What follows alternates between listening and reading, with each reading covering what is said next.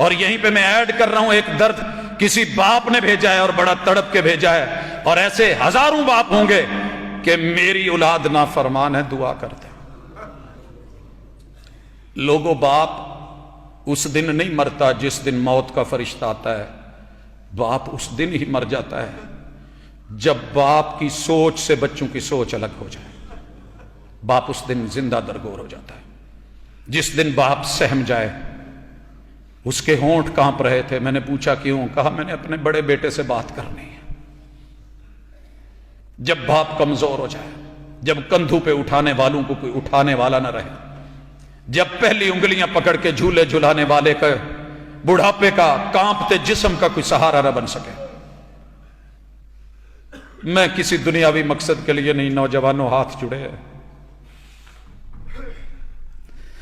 مجھے ان ماں باپ کو ڈھونڈنے کے لیے قبرستان جانا پڑتا۔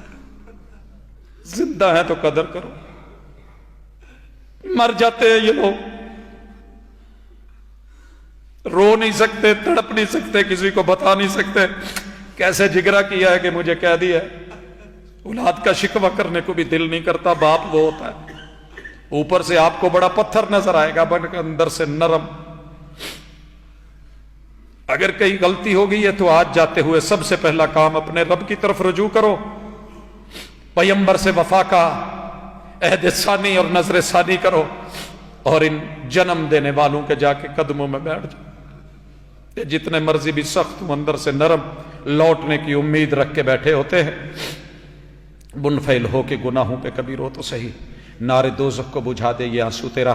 میرے رب، میں اپنے ان بے قدر آنسوؤں کے ساتھ کہہ رہا ہوں، دعا کرتا ہوں میرے مالک، غزہ کے مسلمانوں کی مدد۔ اللہ میرے لال کیسے کٹ گئے، اللہ ہم شرمندہ ہیں، ایسے ایمان کے ساتھ زندہ ہیں جس میں غیرت نہیں ہے۔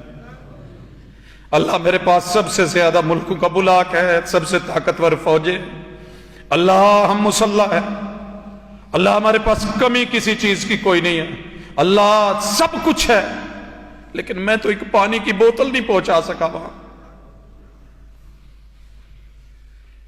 اور میرا کھانا ان کے مشروبات کے بغیر ہضم نہیں ہوتا۔ اللہ میں بے غیرت ہو گیا ہوں،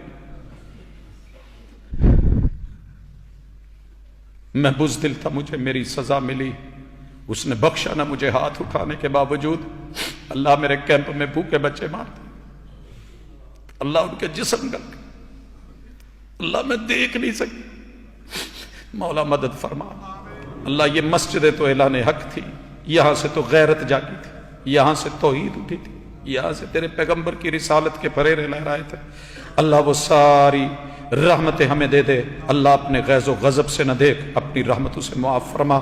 اللہ جملہ صغیرہ کبیرہ گناہ معاف فرما، اللہ دکھیوں کے دکھ دور فرما، اللہ بیماروں کو شفا دے دے۔ اللہ میرے علماء اساتذہ، اللہ گھروں ہسپتالوں کلینکوں میں جتنے بھی عزیز و اقارب، اللہ کوئی بھی بیمار ہے شفا دے دے۔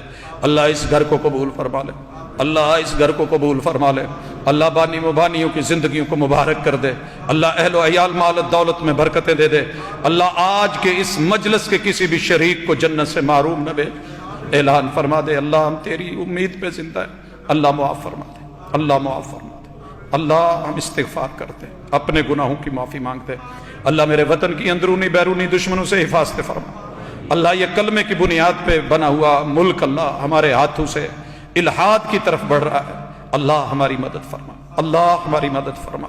صلی اللہ تعالی علی خیر خلقہ محمد وعلی آلہ واصحابہ اجمعین برحمتک یا ارحم الراحمین۔